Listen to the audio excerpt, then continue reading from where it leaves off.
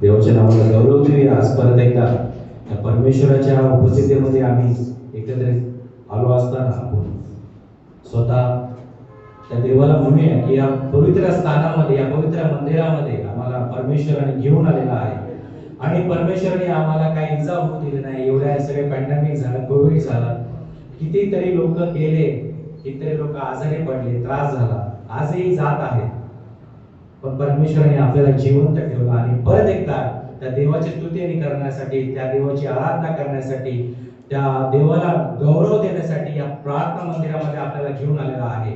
म्हणून मी देवाच्या नावाला गौरव देतो आणि सुरुवातीची प्रार्थना आपण करूया. पासून मी विनंती करतो की त्यांनी आपल्यासाठी प्रार्थना करावी. आपण प्रार्थना करू. पवित्र सर्वश्रेष्ठ परमेश्वरा, खरोखर मनापासून पुन्हा एक बार तुझे उपकार मानतो की तू आमच्या जीवनामध्ये हा दिवस दिलेला आहे. या शपथवारी ही संधी तू आम्हाला दिलेली आहे की तुझ्या मंदिरामध्ये येऊन तुला परमेश्वर अर्पण अशी स्तुती स्तोत्र गायण्यासाठी, तुझ्या वचनाच्या कानाकृत आमच्या जीवनामध्ये यावं आणि त्याच्याद्वारे परमेश्वर तुझं गौरव आणि तुझी साक्षी निर्माण व्हावी यासाठी तू आम्हाला इथे आणलेले आपण स्तुती करतो. परमेश्वर, तू बोलावल्याशिवाय कोणालाही तुझ्याकडे येता येत नाही. हेच वधस्तंभाचं आकर्षण आहे परमेश्वर, आणि त्याचे हे परमेश्वर कृपेमुळे आज आम्ही तुझ्या पवित्र चरणी आलेलो. येशूच्या रक्ताने हे सर्व परिसर परिशुद्ध पवित्र कर आणि त्याद्वारे परमेश्वर पवित्र आत्मा आमच्यावरती तू परमेश्वर वर्षासारखं परमेश्वर ये आणि आमच्यावरती तुझी स्तुती असू दे, तुझं गौरव असू दे. आणि पवित्र आत्मा आजचे जे वचन आहेत ते आम्हाला उलगडून सांग आणि आमचे अंतःकरणाचे द्वार उघड आणि तुझं पवित्र वचन जे आहे ते आम्हाला नीट समजेल, नवीन अर्थाने समजेल असं तू कृपेने कर. येशूच्या रक्ताने परमेश्वर आम्ही विनंती केली. तसेच परमेश्वर स्वर्गीय पित्या, तू आम्हाला इथे आणलेले त्यावेळी तुझी स्तुती करतो, कारण का तू आम्हाला सुखरूप आणलेले आहे. आम्हाला कुठल्याही प्रकारचा त्रास झाला नाही. स्तुती करतो आणि आजची भक्तीमध्ये चालक मार्ग तूच आहे आणि तू आमच्यामध्ये उभं राहा आणि त्याद्वारे परमेश्वर आम्हा सर्वांची अंत करणे तू मोकळी कर, फुलव, प्रफुल्लित कर. अशासाठी तू परमेश्वर आम्हाला तुझ्या वचनाच्या द्वारे प्रेरणा प्राप्त होईल असं तू येशूच्याच रक्ताने मागितल्या म्हणून प्रयत्न कर. आमेन. Praise the Lord. आपण सगळे आनंदित आहात देवाचे गौरव करण्यासाठी.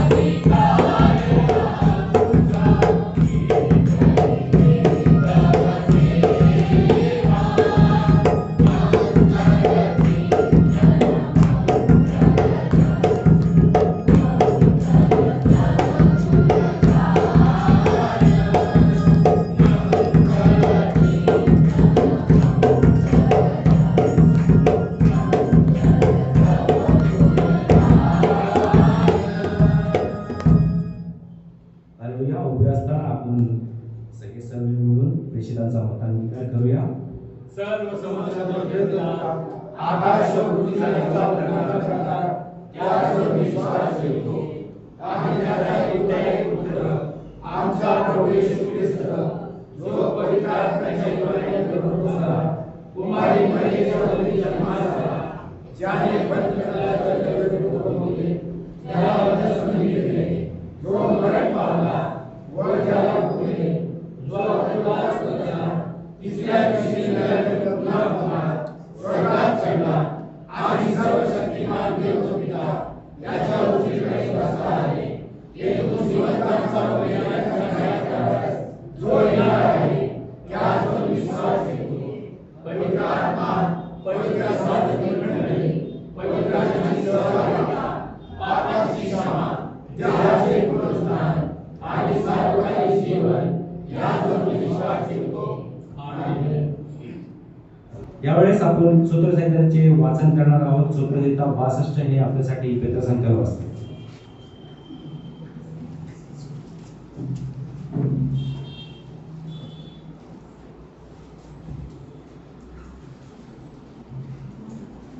सूत्रसंहिता 62 आपण ऐकूया. आलेपाळने वाचूया. आपली भिस्त केवळ देवावर,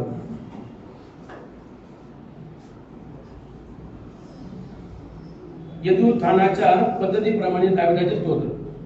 माझा जीव केवळ देवावर भिस्त टाकून स्वस्थ राहिला आहे, त्याच्यापासून मला तारण प्राप्ती होते. तो केवळ माझा खडक, तोच माझे दारण आहे, तोच माझा मुंजल आहे. मी सहसा ऐकला नाही. एकट्या मनुष्याला मारण्यासाठी त्याच्यावर तुम्ही सर्व कोठवर चढाई घेऊन याल. तो झुकलेल्या भिंतीसारखा, कोसळलेल्या कुंपणासारखा आहे.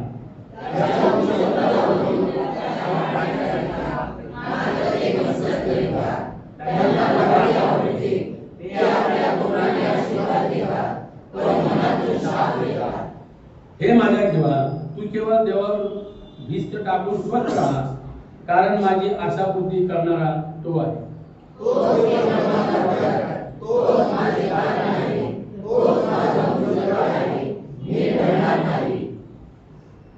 अवलोक सर्वदा त्याच्यावर भाव ठेवा, त्याच्या पुढे आपले मन मोकळे करा. देव आमचा आश्रय आहे.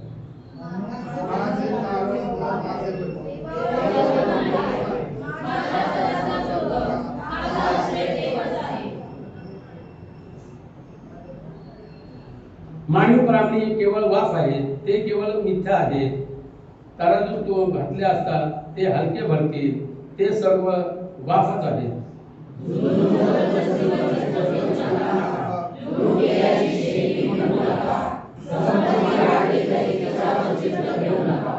एकदा देव बोलला आहे, मी दोनदा हे ऐकले आहे की सामर्थ्य देवाचे आहे.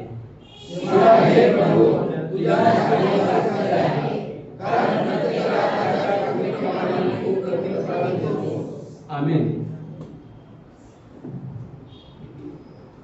हालेलुया. हालेलुया.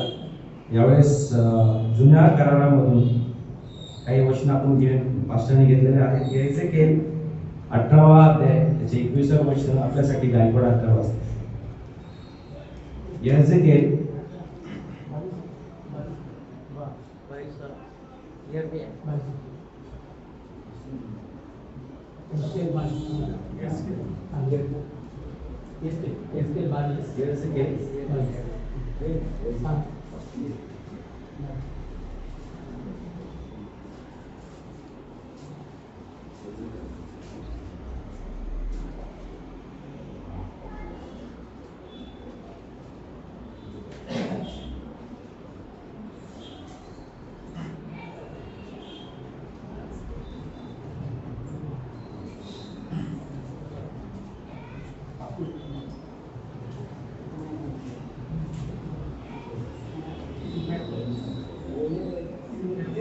यिर्मया 22 10 ते 12 वचन आहे. यिर्मया 12 पुस्तक 22 आहे. मोठांसाठी रडू नका, त्याकरता शोक करू नका, तर देशावर करणाऱ्यांसाठी आक्रोश करा, कारण तो परत येणार नाही. त्याला त्याच्या जन्मभूमीचे पुन्हा दर्शन होणार नाही. यहूदाचा राजा योशिया याचा पुत्र शलोम हा आपला बाप योशिया त्याच्या जागी राजा होऊन या ठिकाणाहून गेला. त्याच विषयी परमेश्वर म्हणतो, तो येथे कधी परत येणार नाही. तर जेथे त्याला बंदिवान करून नेले आहे तेथेच तो मरेल. या देशाचे दर्शन त्याला पुन्हा होणार नाही. जो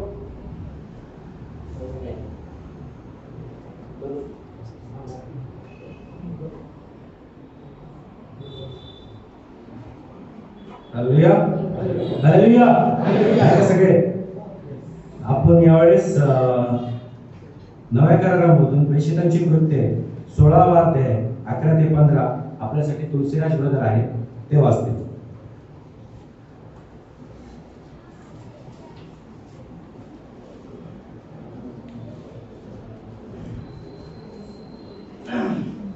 Praise the Lord. Praise the Lord. हम पढ़ेंगे Acts chapter 16, 11 to 15. These are baptized at Philippi. Therefore, sailing from Troas, we ran a straight course to Samothrace, and the next day came to Neapolis, and from there to Philippi, which is the foremost city of that part of Macedonia, a calling, and we were staying in the city for some days. And on the Shabbat day we went out of the city to the riverside, where prayer was customarily made, and we sat down and spoke to the woman who met there. Now a certain woman named Lydia heard us. She was a seller of purple from the city of Thyatira, who worshipped God. The Lord opened her heart to heed the things spoken by Paul. And when she and her household were baptized, she begged us, saying, if you have judged me to be faithful to the Lord, come to my house and stay. And she constrained us. Amen. Amen. Hallelujah. वाचलेले वचन आपल्यासाठी आशीर्वादित आहेत आणि यावेळेस आपल्यासाठी शुभवर्तमान वाचले जाईल. Pastor आपल्यासाठी शुभवर्तमान वाचून दे. सगळ्यांनी उठून उभे राहा. मार्क शुभवर्तमान याचा 14वा अध्याय. मार्क 14वा अध्याय आणि 27 पासून 31 पर्यंतची वचने आपण श्रवण करणार आहोत. शिष्य आपल्याला सोडून जातील हे येशूचे भविष्य. नंतर येशू त्यांना म्हणाला, तुम्ही सर्व जण अडखळून पडाल, कारण असे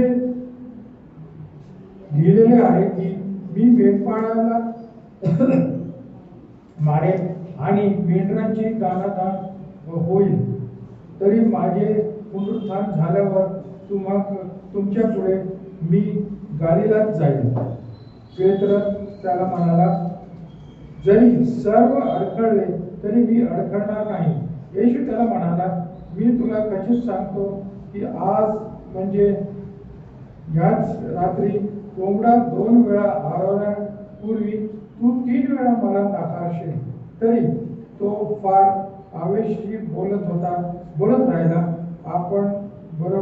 आपणाबरोबर मला मारावे लागले तरी मी आपल्याला नाकारणार नाही. सर्व जणही तसेच म्हणत होते. हे आपल्या प्रभू येशू ख्रिस्ताचे पवित्र वचन आहे. त्याच्या नावाला मान, महिमा आणि गौरव युगानुयुग असो. आमेन. आपण बसूया.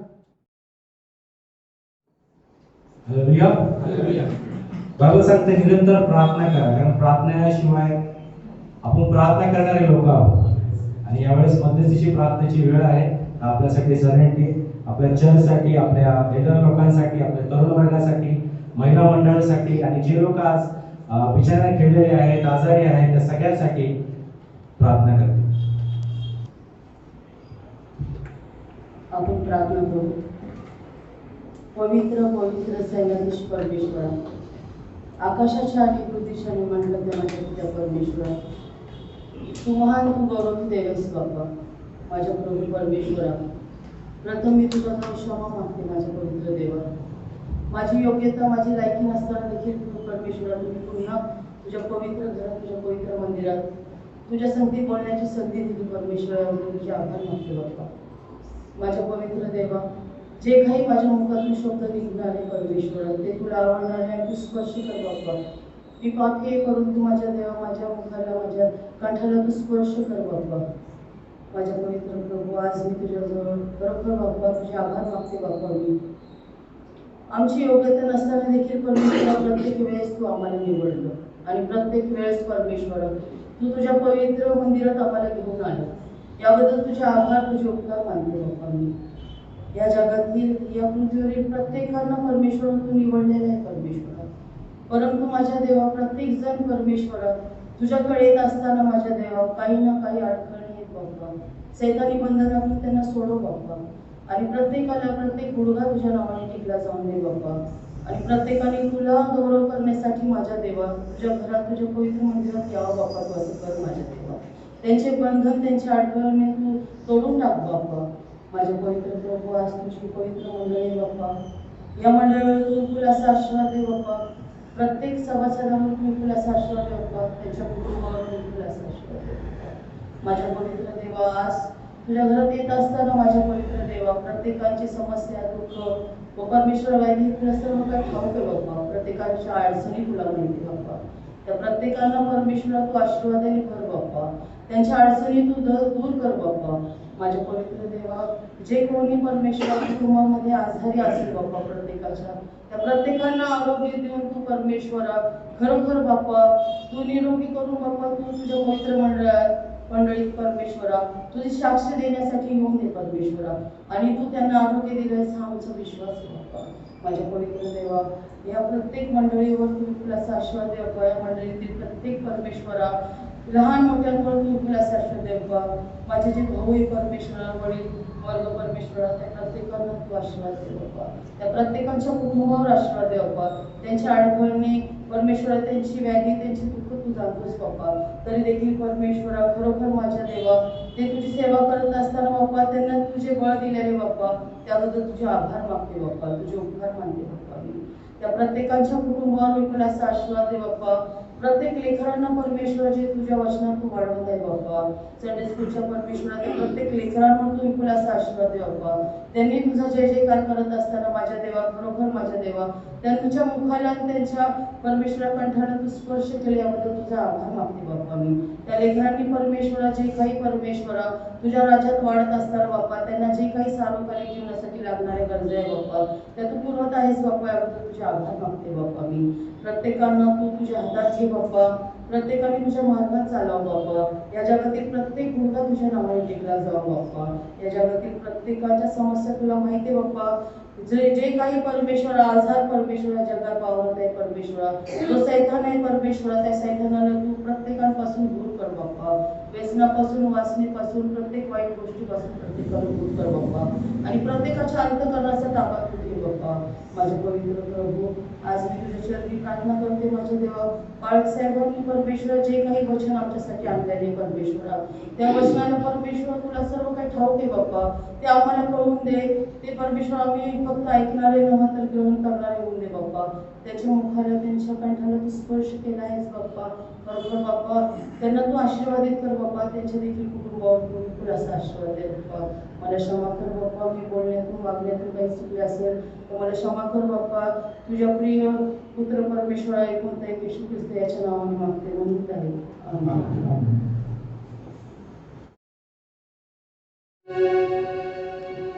हालेलुया.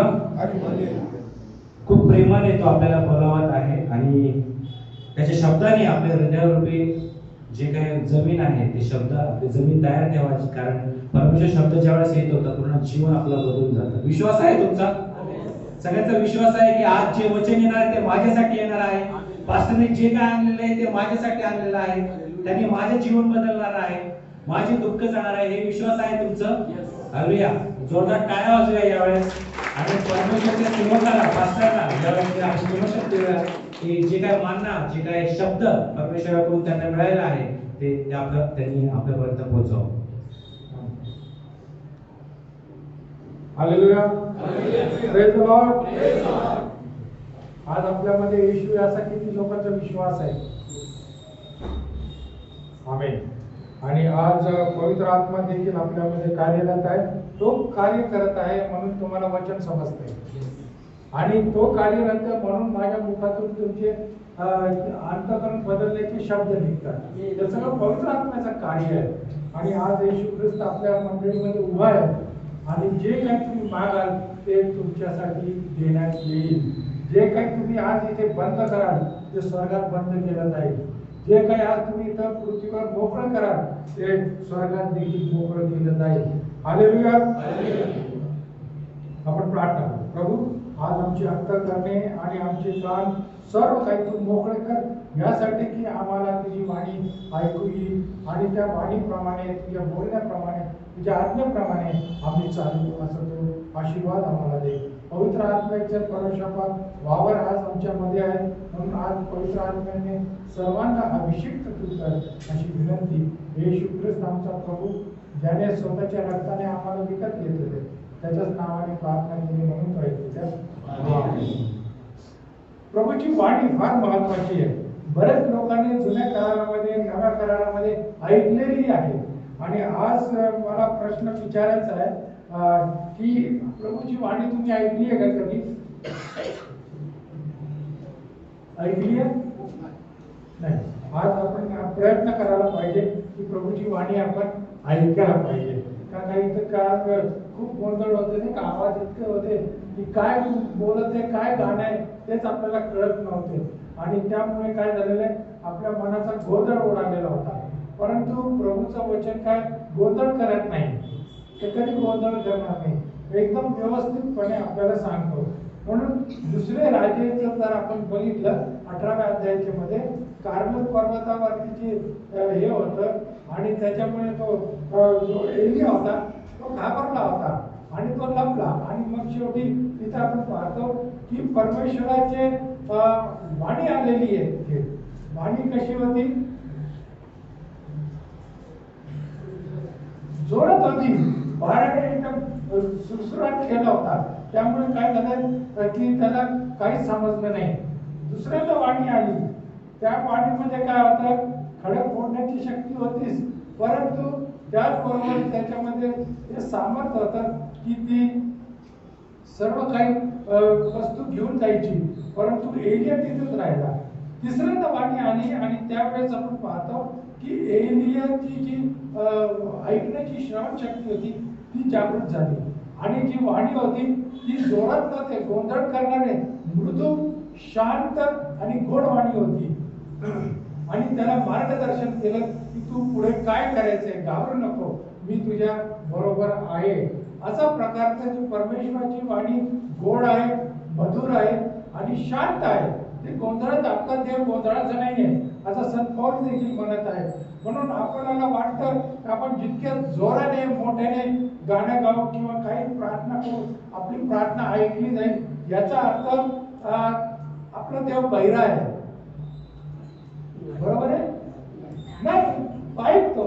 तुम्ही मनामध्ये जरी विचार केला तरी तो विचार त्याला कळतो आणि परमेश्वराची हे सामर्थ्य आहे की तुम्ही जिथे कुठे असाल रेल्वे प्लॅटफॉर्मवर असाल एसटी स्टँडवर असाल तिथे परमेश्वराच्या नावाने प्रार्थना केली किंवा त्याचं नाम स्मरण केलं तर तो तिथे आहे ऐकतो. त्याला बोलवायची काही गरज नाहीये. तो ऑलरेडी स्वर्गातून आलेला आहे परत स्वर्गात गेलेला आहे आणि त्याने पवित्र आत्मा आम्हाला पाठवलेला आहे आणि तो पवित्र आत्मा आपल्या बरोबर नेहमी असतो. तो आपल्याला अंतर देत नाही किंवा सोडून जात नाही.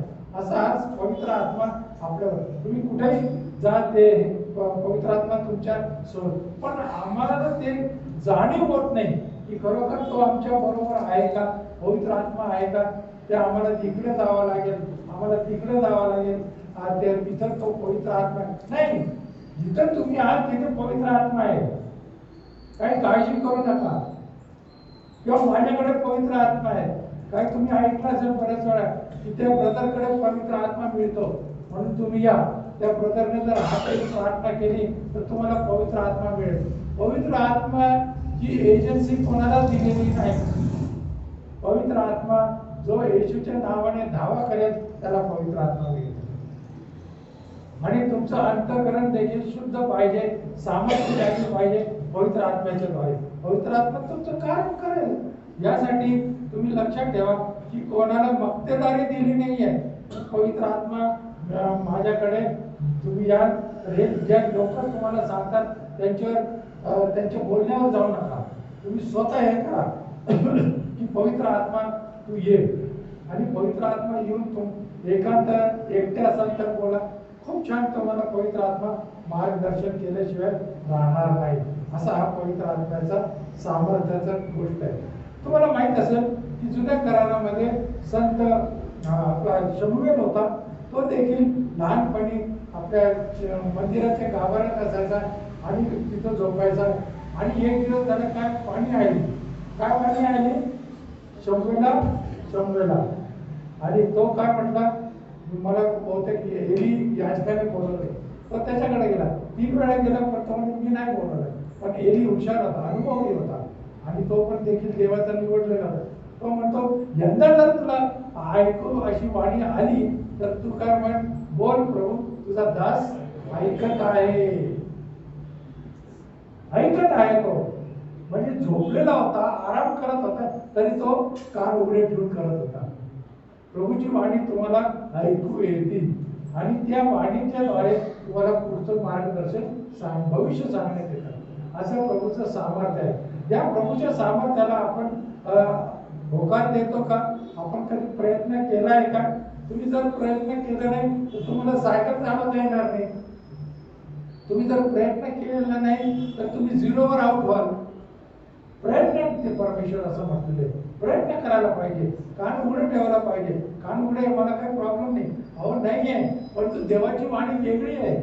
देवाची वाणी शांत आहे, मृदुल आहे. ती वाणी तुम्हाला ऐकायला लागेल. कारण जगाचे जे व्हॉल्यूम किती असतो, मोठा असतो, 100 डेसिबल किती असतो, त्याच्यामुळे बहिरा होऊ शकतो मनुष्य. परंतु देवाची वाणी काय, शांत आहे, तुम्ही ऐकू शकता, मृदुल आहे, आणि त्याद्वारे तुमच्या कानाला काही त्रास होत नाही. बहिरे देखील ऐकतात. आणि येशू ख्रिस्ताने पण तसंच केले नाही का, जाऊन त्या बाप्तिस्मा करणाऱ्या योहानाला सांगा, बहिरे ऐकतात, त्यांचे कान मोकळे केले जातात, आंधळे जे त्यांना दिसायला लागतं. हे सर्व परमेश्वराचे गौरवित कृत्य आहे. हे कृत्य जर आपण व्यवस्थितपणे पाहिली, ती आमच्या जीवनामध्ये व्हावी यासाठी आपण जर प्रयत्न केला आपल्याला मिळेल. तिथं काही प्रॉब्लेम येणार नाही. कारण का प्रयत्न, व्यक्तिगत प्रयत्न पातळीवरती आपल्याला प्रयत्न करायला पाहिजे. व्यक्तिगत व्यक्ती त्याने केले मग मला मिळेल असं नाहीये. फक्त प्रेरणा मिळेल मला, की तो संदेश देत आहे, तो उपदेश देत आहे, तो काय म्हणतात बरे करत आहे. प्रभू मला पण प्रेरणा दे, मी पण लोकांचे रोग बरे करेल, आणि परमेश्वर तुम्हाला देईल. तो आम्ही मानत नाही, आम्हाला सगळं ऐकतं पाहिजे, हे पाहिजे ते पाहिजे नाही का. आणि ते का परमेश्वर तसं नाही, तुम्हाला प्रयत्न करायला पाहिजे. प्रयत्नाशिवाय तुम्हाला काही साध्य करता येणार नाही. आणि त्यासाठी तुम्हाला प्रार्थना करायला पाहिजे. मी तुम्हाला प्रार्थनेचा वेळ सांगितलेला आहे, 4 ते 5 बेस्ट. 4 ते 5 तुम्ही हे करा. तो मुहूर्त आहे, त्यावेळेस सगळं शांत असतं, आणि परमेश्वराची कृपा, परमेश्वराचं सामर्थ्य वरून खाली येत असतं, वरून खाली येत असतं. आणि त्याद्वारे तुम्ही ते ग्रहण जर केलं तर तुम्हाला सगळं काही मिळतं. त्यालाच परमेश्वराच्या सामर्थ्याने आपण म्हणतो की तो एक आशीर्वादाचा समय आहे. 1 तास असतो. किती लोकांनी त्याचा फायदा घेतला मला माहित नाही, परंतु तो परमेश्वराचा आशीर्वाद आपल्याकडे येत असतो. आणि तो आशीर्वाद येत असताना आपण सर्व काही त्याच्याकडे लक्ष द्यावं. 15 मिनिटं जरी तुम्ही प्रार्थना केली, बिछाण्यावर असेल तरी काय हरकत नाही, पण परमेश्वराच्या आशीर्वादाला तुम्ही मुकणार नाही. तुमच्या चेहऱ्यावरती एक तेज येईल. पहिली गोष्ट मी नेहमी सांगतो. दुसरी गोष्ट, तुम्हाला परमेश्वराची जवळीक कळते. तुम्हाला प्रार्थना करायला कळते की आपण कशी प्रार्थना करायला पाहिजे. जर परमेश्वराने आपल्याला हे दिलं नाही, पावर दिली नाही, पवित्र आत्मा दिला नाही, आपल्याला काहीच करता येत नाही. यासाठी त्या येशूदाची कृत्यामध्ये 2ऱ्या अध्यायामध्ये असं सांगितलेलं की त्या सर्वांना जे होते त्यांना पवित्र आत्मा प्राप्त झाला. बरोबर आहे. तो पवित्र आत्मा त्यांना प्राप्त झाला. त्या पवित्र आत्म्याने त्यांना यरूशलेममधून कुठे नेलं, वेगवेगळ्या ठिकाणी नेलं, प्रेषितांना. आणि ते वेगवेगळ्या ठिकाणी गेले आणि तिथं सुवार्ता सांगू लागले. त्यांनी सुवार्ताचं ट्रेनिंग घेतलेलं नव्हतं, परंतु त्यांना ते पवित्र आत्मसात पवित्र आत्म्याच्या द्वारे केले. म्हणून तुम्ही लक्षात ठेवा की पवित्र आत्मा आपल्याला सर्व शिकवतो. येशू ख्रिस्ताने पण म्हटलं पवित्र आत्मा पाठवेल, तो तुमच्याकडे येईल आणि तो तुम्हाला सर्व काही शिकवेल असं म्हटलेलं आहे. ते वचन तुमच्या माझ्या जीवनामध्ये देखील परिपूर्ण व्हावं यासाठी आपण प्रार्थना आणि प्रयत्नशील व्हायला पाहिजे. जर आपण तसं केलं नाही तर रिकामे आलो रिकामे जाऊ.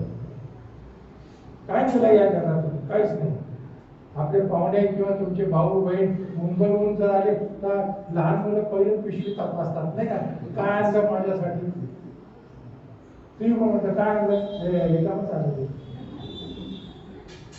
तुम्ही पण कोणाच्या घरी जातात काही ना काही घेऊन जातात, रिकामं जात नाही. स्वर्गातून प्रभू येशू ख्रिस्त जो आला त्याने सर्व काही आपल्याला दिलेलं आहे. शोधायची पण गरज नाही. मागा म्हणजे तुम्हाला मिळेल. आपण कधी मागत नाही. मागायचं काय असतं आपलं, ते टीव्ही मिळायला पाहिजे मला, ती गाडी आलेली इलेक्ट्रिकची ती मला मिळावी, माझा नंबर लागावा यासाठी आपण प्रार्थना करतो. ब्रदर सिस्टर त्यांच्याकडे हीच प्रार्थना.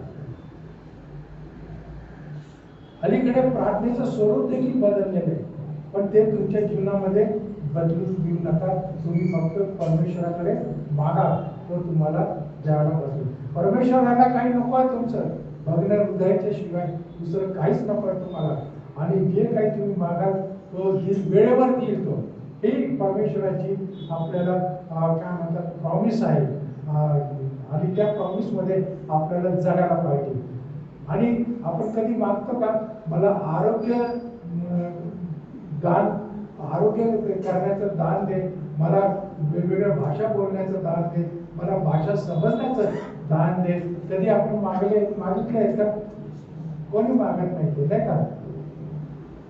हे दुखतं ते दुखतं, याच्या करा ते करा, काही नाही. मागा परमेश्वराला की बा असं असं आहे मला ते दे आरोग्याचा. म्हणजे तुम्ही कोणासाठी प्रार्थना केली तर त्याचे रोग आजार दूर होऊन जाईल.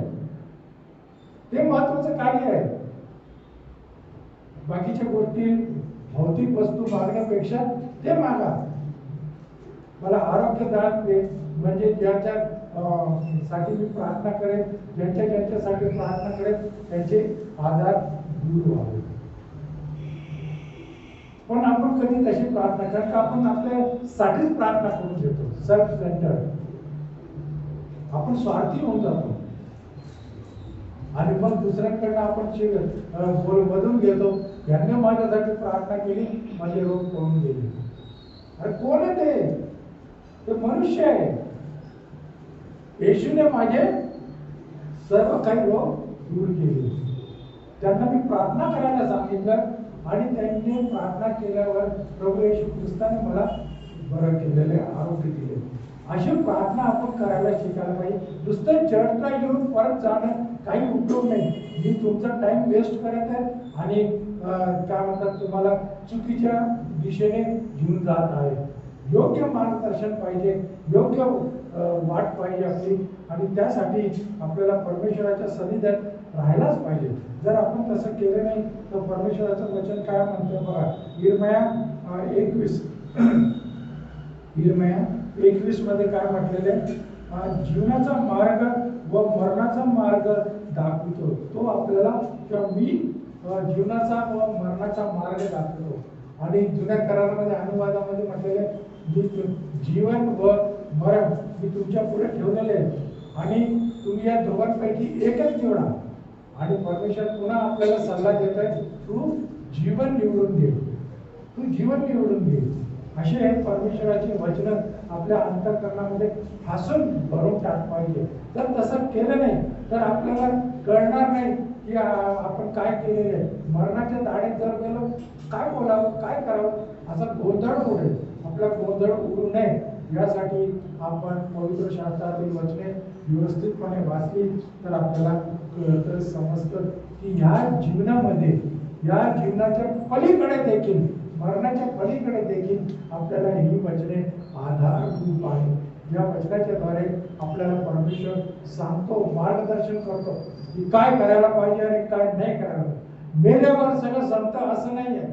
मेल्यावरती आध्यात्मिक जीवन सुरू होतं. आत्मिक जीवन, शरीर नसतं आपल्याकडे. एवढंच एक महत्त्वाची गोष्ट आहे. आपल्याकडे जड शरीर नसतं आणि आपण हलके होऊन जातो, वर जातो. तुम्हाला वाटतं आता मी पडेल काही पडणार नाही तुम्ही, कारण का तुम्ही कुठल्या परिस्थितीमध्ये आत्मिक. आत्मा कसा असतो?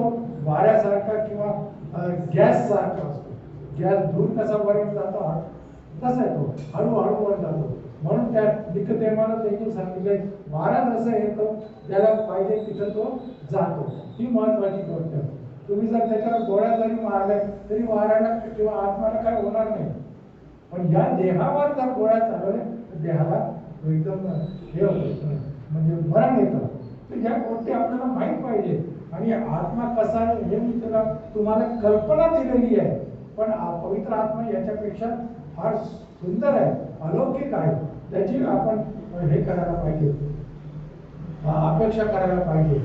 आणि बऱ्याच वेळेस आपल्यामध्ये काय होतं, आपण त्या पातळीवरती राहतो. तुमचे पगार वाढ होत असतात नाही का.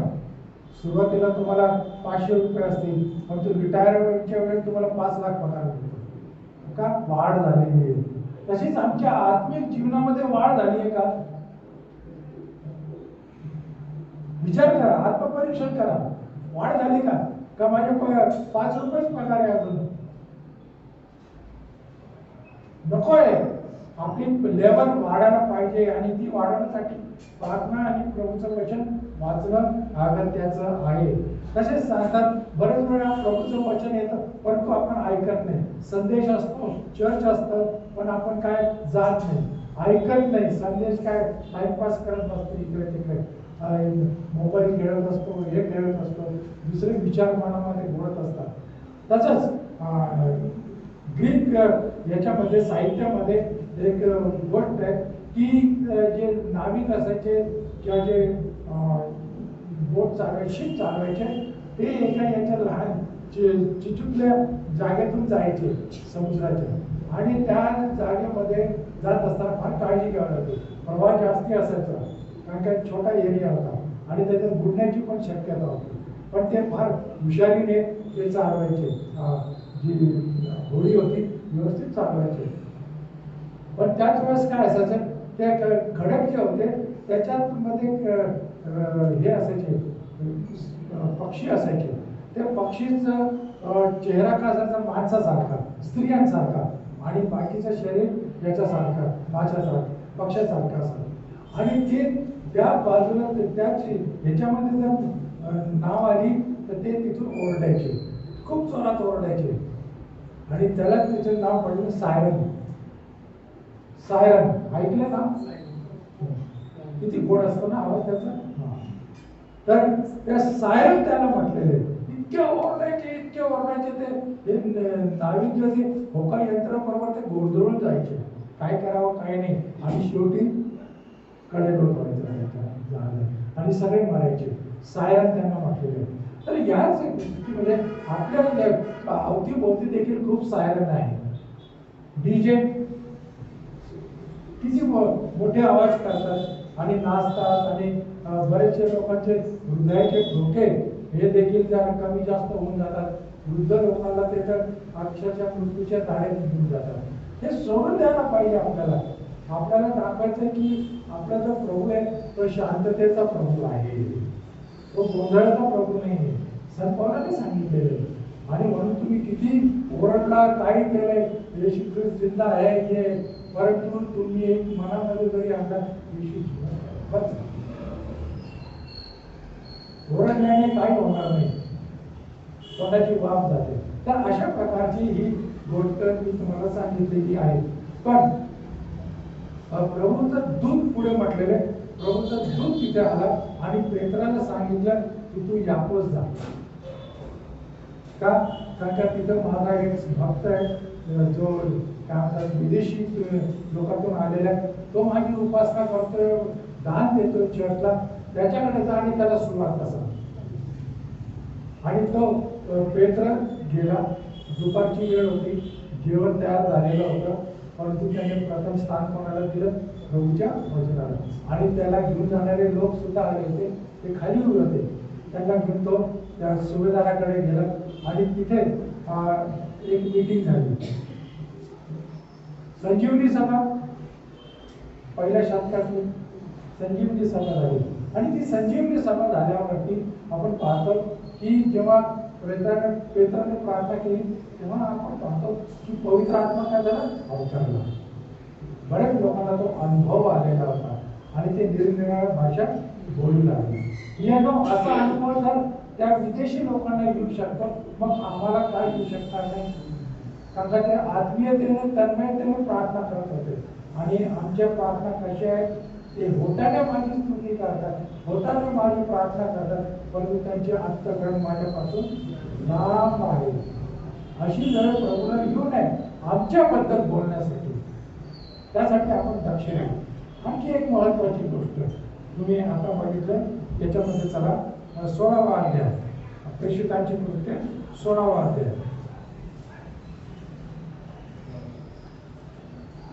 हा 16वा अध्याय तिथं काय सांगितलेलं आहे. आता जे वचन वाचलेले आहे आपण त्यामध्ये सांगितलेलं आहे की तिथं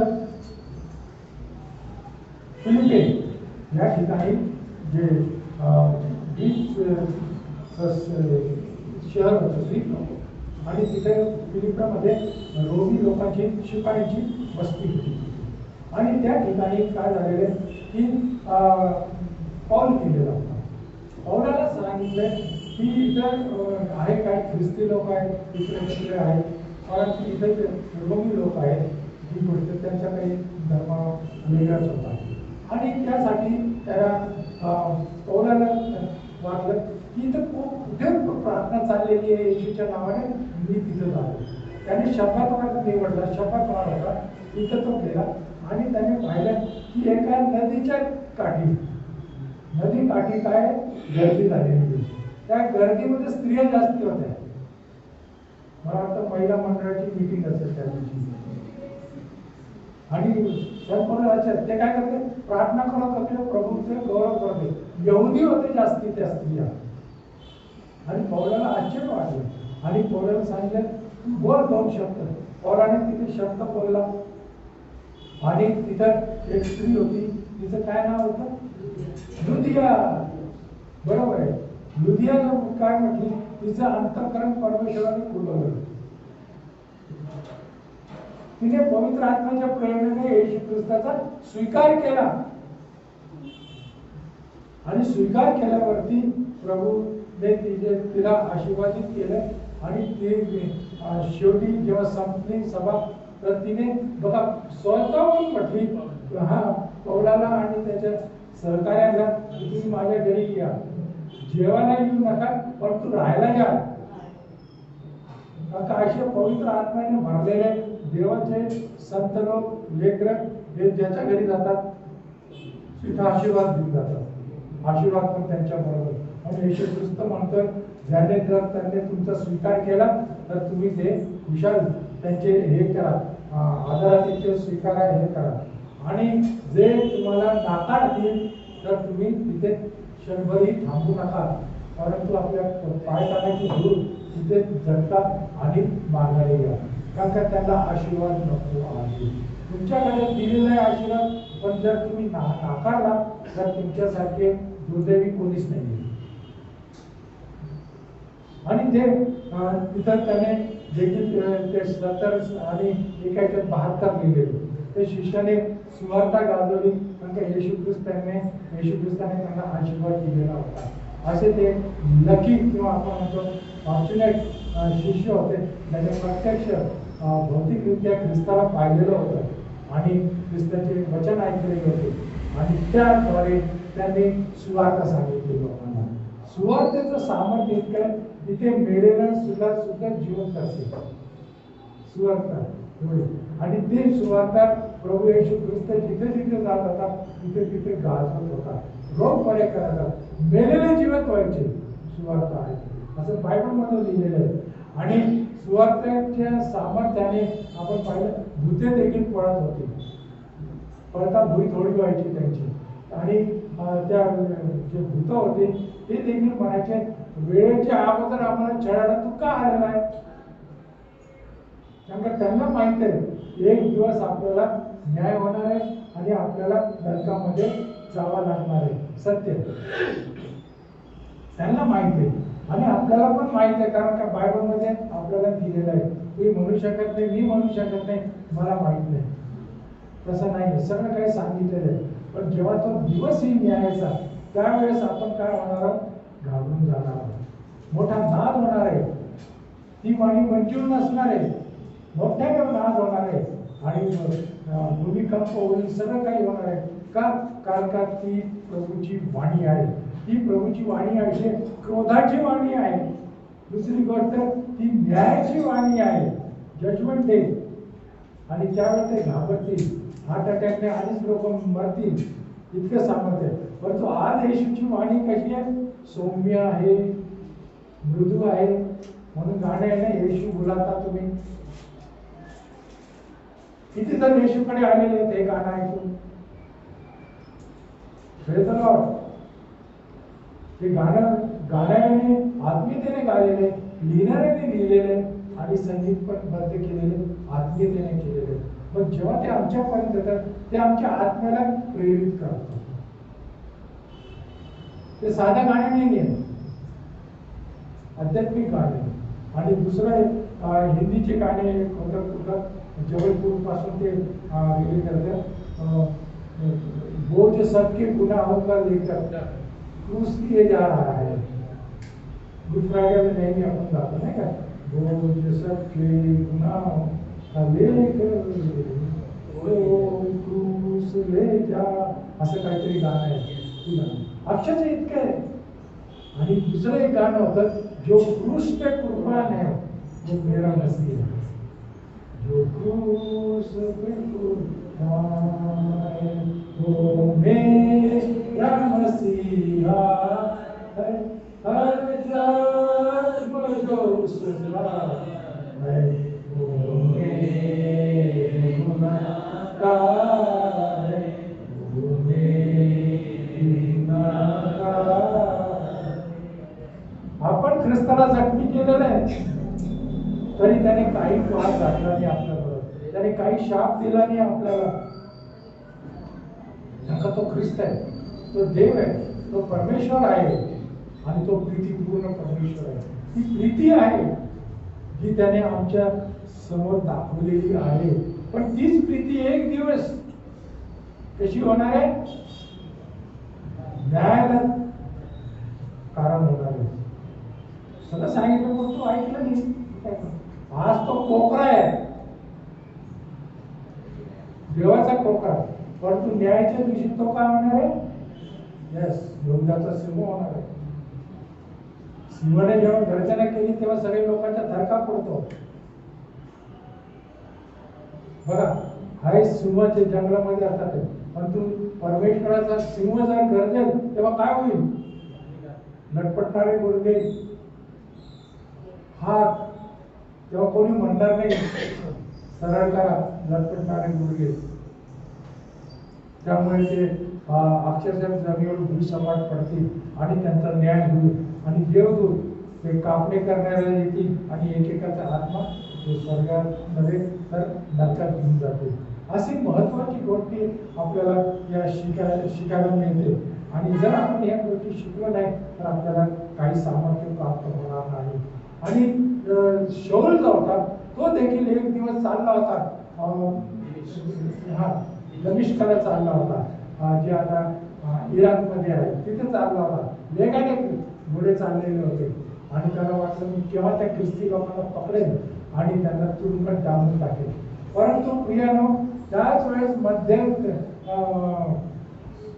मध्य दिवसाच्या मध्यामध्ये सूर्य जेव्हा तरपत असतो त्यावेळेस त्याने प्रकाश पाहिला.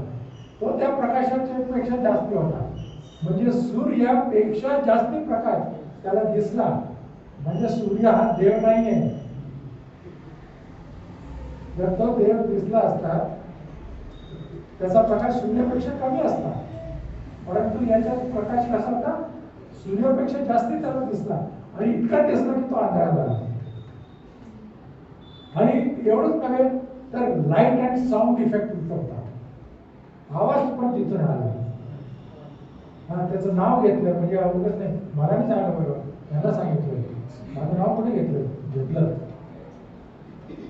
शौला शौला तू माझा छळ का करतोयस? कारण पण दिलं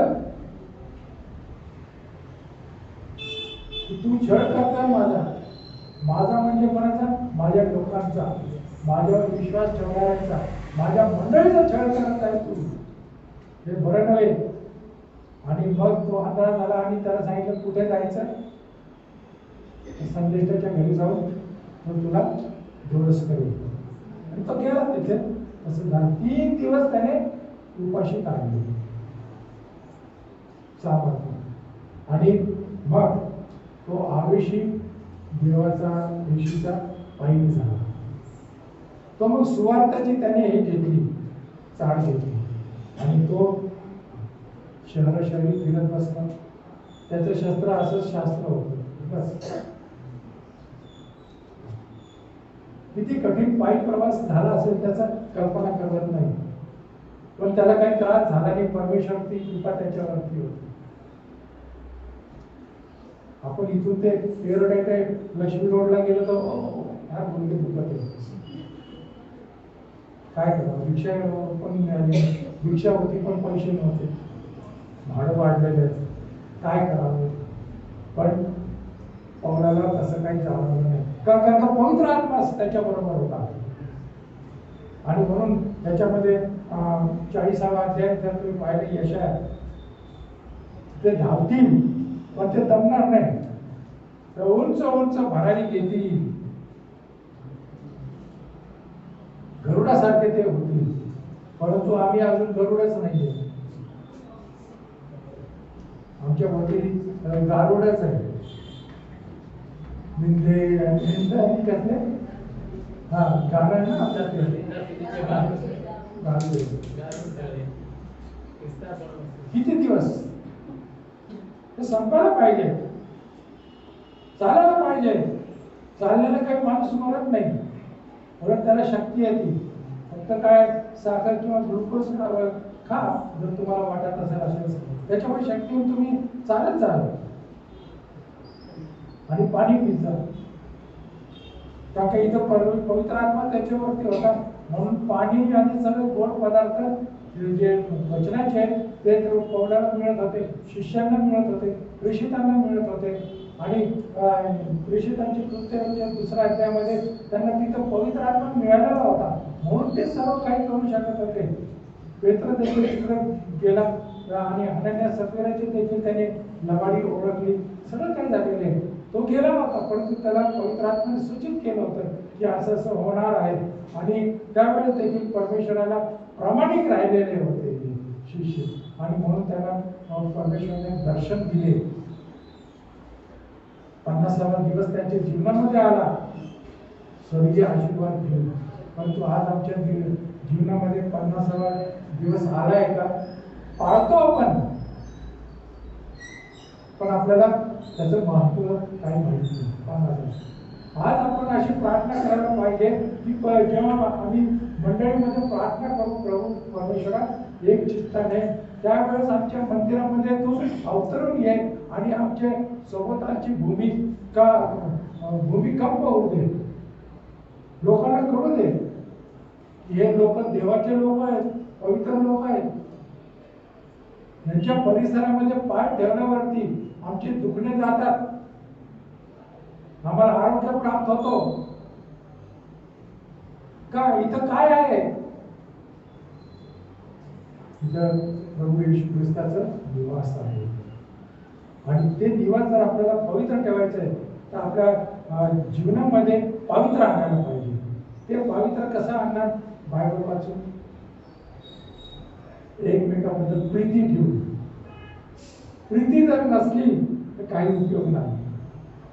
संत पौलाने देखील सांगितले प्रीती श्रेष्ठ आहे. प्रीती पाहिजे. आणि त्या प्रीतीमुळे त्याच्यामुळे आपलं काय मंडळीचं वाढत जाईल. आणि आपल्याला आता ते 3 मजले झालेली आहे चर्च. पूर्वी कसं होतं तुम्ही बघा, लोकांना विचार शेड होती पत्राची. आज काय झालं? का? कोणामुळे? येशूमुळे, प्रार्थनेमुळे. अशी सामर्थ्याची प्रार्थना आपण व्यक्तिगतरित्या केली तर खरोखर आपल्याला आशीर्वाद मिळाल्याशिवाय राहणार नाही. मी म्हणतो तुम्ही प्रार्थना करा, दुसऱ्यांसाठी अगोदर करा, त्या प्रार्थना तुमच्याकडे परत येतील, आशीर्वाद घेऊन येतील दुप्पट. स्तुति आराधना ऊपर जाती है, आशीष लेके नीचे आती है. आणि ते आशीर्वादाची प्रार्थना आपल्यामध्ये केव्हा येते, जेव्हा आपण दुसऱ्याची काळजी घेतो. की तो आजारी आहे, ती आजारी आहे, ती हॉस्पिटलमध्ये आहे, तिला तू बरं करतो. स्वतःसाठी काही मागायची गरज नाही. तुमच्या मागण्याच्या अगोदर परमेश्वराला तुम्हाला काय पाहिजे आणि तशी प्रार्थना जर असली तर खरोखर आपलं चर्च ड्युटीवर छोट्याला दिल्यासारखं असेल आणि आपण परमेश्वरासाठी दिव्याचं कार्य केलं. प्रकाश आणि प्रकाशाची मुले आणि मुली अशा म्हणाला आपण. प्रभू येशूचं वचन आहे, माझं नाही गेलं. मी खोटं बोलेल, तू लबाड बोलेल, पण येशू कधी लबाड बोलत नाही. मी आज हे बोलतो, उद्या वेगळं बदलू शकतो. बदल हा जीवनाचा एक प्रकार आहे. पण प्रभू येशू ख्रिस्त कधीही बदलत नाही. काल आज आणि युगाने युग काय सारखा आहे, न बदलणार नाही. आज त्याच्याजवळ आपण जाऊया. आज तुमच्या प्रभू आपल्यामध्ये आहे. तुम्ही जे काही प्रभूला तुमच्या आवडत्या लोकांसाठी, शत्रूंसाठी प्रार्थना आणि जे मागाल ते परमेश्वर तुमच्या जीवनामध्ये. मी तुम्हाला सांगितलं नाही का, त्या न्यूटनचा तिसरा नियम काय आहे. आपल्याकडे बॉल असतो, तर तो भिंतीवर आपटला तर काय होईल, परत येईल. तशीच प्रार्थना आहे. आपण जर तसं केलं तर तशीच आपल्याला परत येईल. खरं नियम हा वैश्विक नियम आहे आणि त्यावर आपण चालायला पाहिजे. आणि त्यामध्ये जर आपण राहिलो, त्याच्यात जर मर्म आपल्याला कळालं तर आपल्याला भिण्याची काही गरज नाही. मृत्यू छायेच्या जरी तुम्ही जात असतो तरी कुठल्याही अनिष्टाला भिणार नाही. का? कारण तू माझ्या बरोबर आहे. परमेश्वर आपल्याला सोडत नाही. बरेच लोक म्हणतात, रागात म्हणतात किंवा निराशेत म्हणतात, परमेश्वराने आम्हाला सोडलंय. पूर्वी असायचं आमच्यात, चांगलं व्हायचं म्हणून तो होता. आता थोडा विरोध झाला, आपण सोडलं ना देवाने. माणसाने तर सोडलं, देवाने पण सोडलं. बरोबर आहे वाक्य. परमेश्वर कधीही सोडत नाही. आणि तुम्हाला पुढे जायचं असेल परमेश्वराच्या वचनामध्ये, तर दुःखात सुद्धा तुम्ही काय करा, आनंद करा. कोणी करत नाही आहे. म्हणून इथं जुन्या करारामध्ये लिहिलेलं आहे, इर्म्याचं पुस्तक 22वा अध्याय, इर्म्या 22 आणि 14वं वचन, नाही 10वं वचन. मृतांसाठी रडू नका, त्याकरिता शोक करू नका, तर देशांतर करणाऱ्यांसाठी आक्रोश करा, कारण तो परत येणार नाही. त्याला त्याच्या जन्मभूमीचे पुनर्दर्शन होणार नाही. मी जे तुम्हाला सांगत होतो, मेलेल्यासाठी रडू नका. दुःख वाटतं आपल्याला. आपले त्यांच्याबरोबर आपण 70 वर्ष बरोबर दुःख वाटतं, पण परमेश्वराचे गौरव करा. तू आता त्यांना सर्व आजारापासून, त्रासापासून मुक्त केलेले तुझ्याकडे निवांत आहे. काही लोकांना आपण जास्त रडलं तर खूप देव प्रसन्न होईल, नाही का? चुकीचं आहे. हेच वचन मी तुमच्या निदर्शनास आणून दिलं की मृतांसाठी रडू नका. जे प्रवासाला जातात त्यांच्यासाठी लढायचंच असेल का? कारण का पुढे काही अपघात होऊ नये आणि त्यामुळे परत येणार नाही. पण परमेश्वराचे वचन पाळले आपण, परमेश्वराची होईल. मग गुड फ्रायडेला देखील रडायचं नाही. गुड फ्रायडेला रडतात, उपवास धरलेला नाही, धरला तरी जिवंत राहत तुम्ही. गोड खायचं नाही, गोड खा म्हणे भाव, मग देव मला पाव. म्हणे भावच नाही तर काय करणार. 40 दिवस उपवास आहे.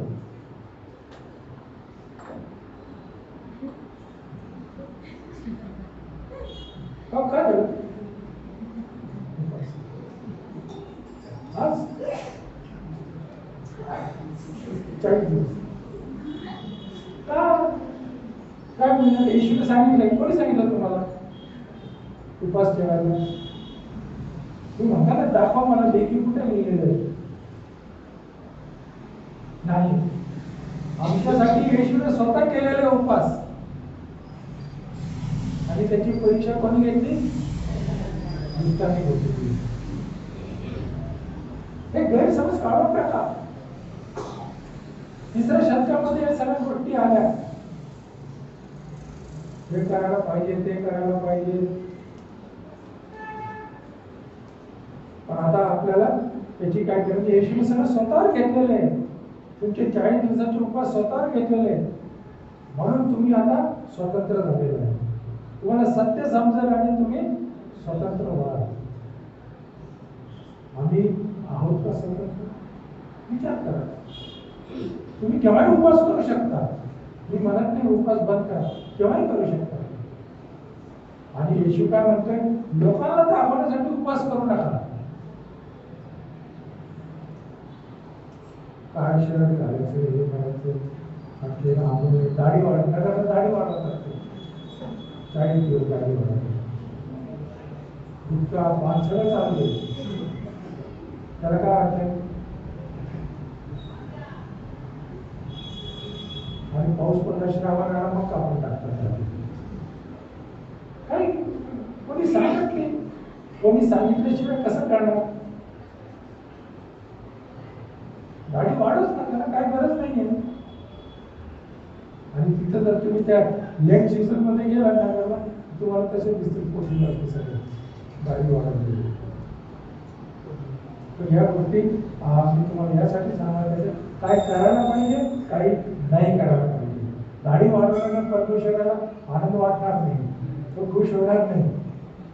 तुम्ही न्यायाची दिवशी सांगू शकत नाही मी वाढवली ती दाढी 40 दिवस 40 वर्ष वाढत उपवास करत होता. मी ओळखत नाही दाढीला हात लावतो, मी ओळखत नाही तुला. येशूने पण दाढी वाढवली आणि येशूचे त्या काळामध्ये दाढी हे प्रचलन नव्हतं. आणि आपल्याकडे येशूचा चेहरा माहीतच नाही अजून खरा. हे एक जो कलाकार आहे, आर्टिस्ट आहे, त्याने बनवलेलं आहे.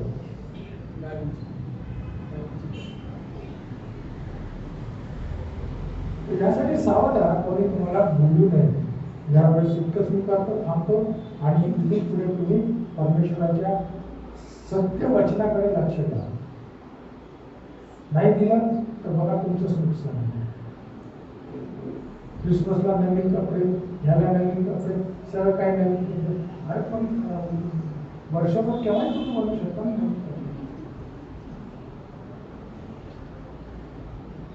आपण पाहतो हे प्रभू द्यायला उपकार मानतो. आजच्या दिवसासाठी आज तुझ्या पवित्र वचनातून आम्हाला बरेचसे गोष्टींची खुलासा झालेला.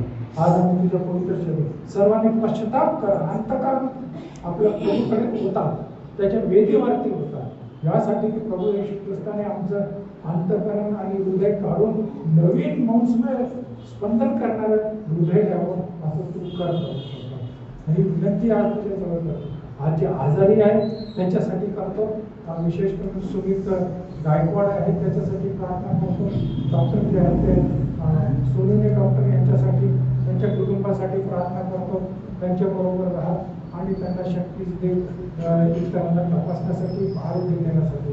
तसेच परमेश्वराचा मस्के सृष्टीसाठी देखील विनंती करतो की आजपर्यंत त्यांना सांभाळलेले आणि त्यांचे परमेश्वरा जे अशक्तपणा आहे, जो गुडघ्या पाया कमरेखाली जो अशक्तपणा आहे, नासवली येशूच्या नावाने निघून जातो परमेश्वर. आम्ही ती प्रार्थनाच करू शकतो परमेश्वर. आज सर्व मंडळी त्यांच्यासाठी प्रार्थना करतो, त्यांना आशीर्वादित कर परमेश्वर, आणि त्याला पुन्हा चर्चमध्ये तू घेऊन ये ही विनंती आहे परमेश्वर. आज जे दुःखी आहे परमेश्वर, ज्यांचे दुःख ते कोणाला सांगू शकत नाही, आणि ज्यांचे दुःख परमेश्वर कौटुंबिक आहे, त्या सर्वांना परमेश्वर मी तुझ्या पुढे ठेवतो. त्यांचे दुःखाचे तू निवारण कर परमेश्वर, आणि त्यांना तू समज दे पवित्र आत्म्याच्या द्वारे की घरी बसल्यानं दुःख निवारण होणार नाही. चर्चला या, येशूची प्रार्थना करा, आणि त्याद्वारे तुमचे दुःखाचे निवारण होईल. तुमच्या डोळ्यातले अश्रू पुसले जातील येशूच्या जखमी हाताच्या द्वारे तो करेल, आणि तो तुम्हाला आनंदित करेल.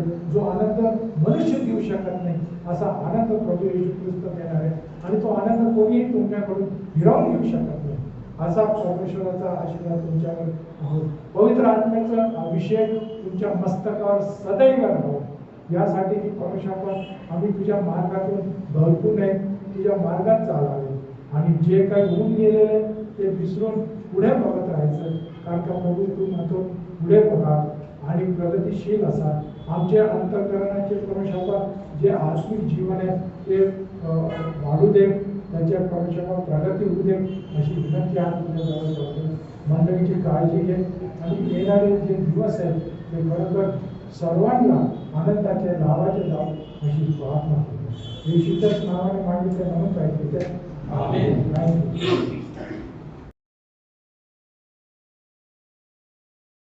हालेलुया.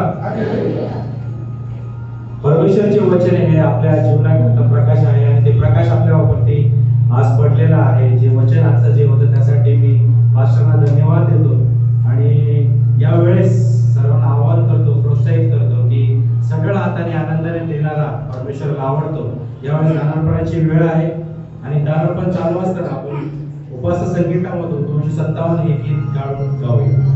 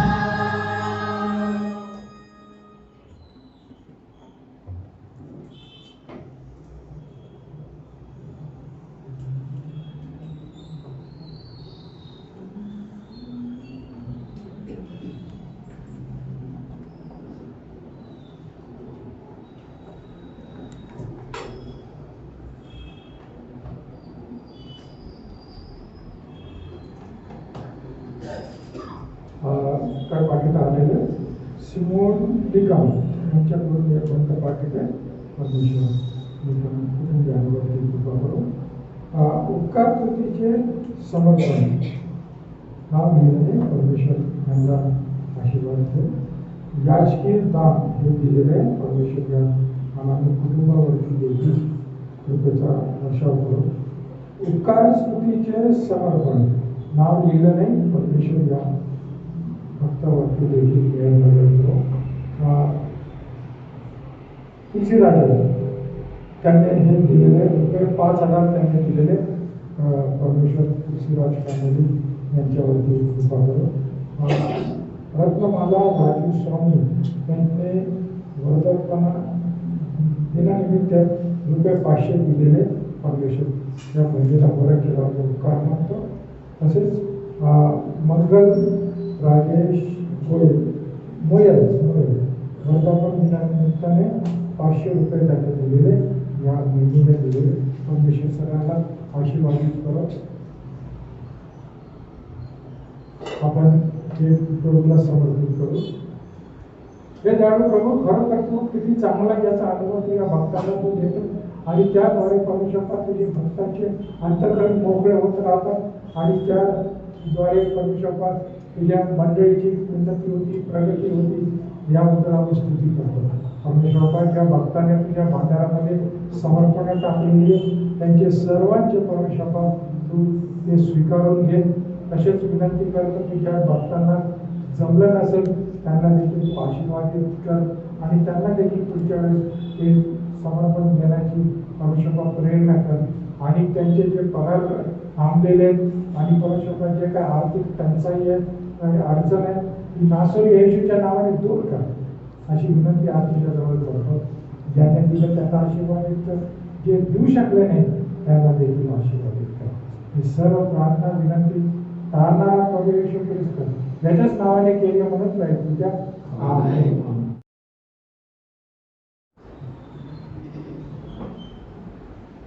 नाहीये साक्ष आहे.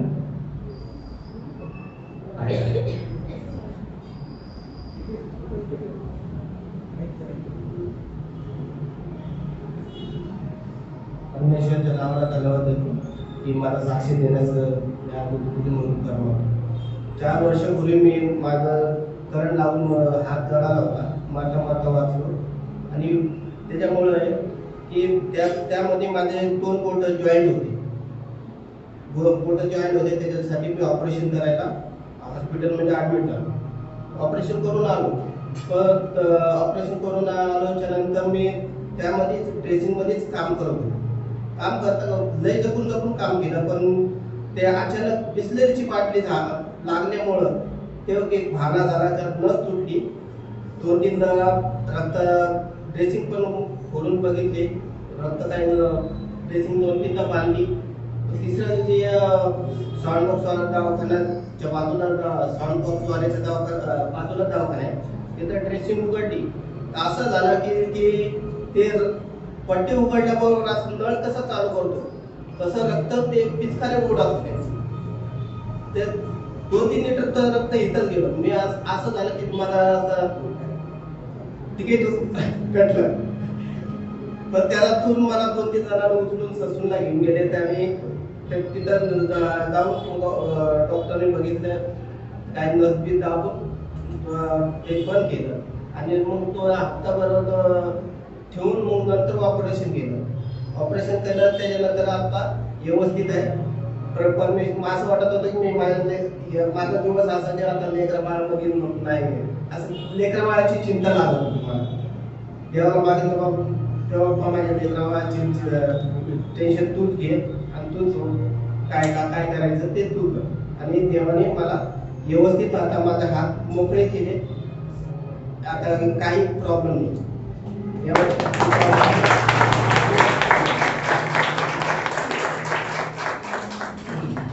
हालेलुया. परमेश्वर आपल्या ब्रदरच्या जीवनामध्ये आरोग्य देऊ शकतो, तर आपल्याही जीवनामध्ये तो देऊ शकतो.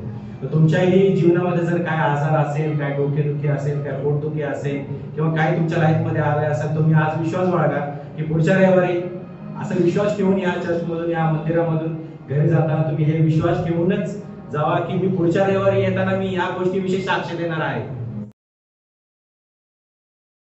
उठून उभा राहा. आपण प्रभूने शिकवलेली प्रार्थना म्हणूया.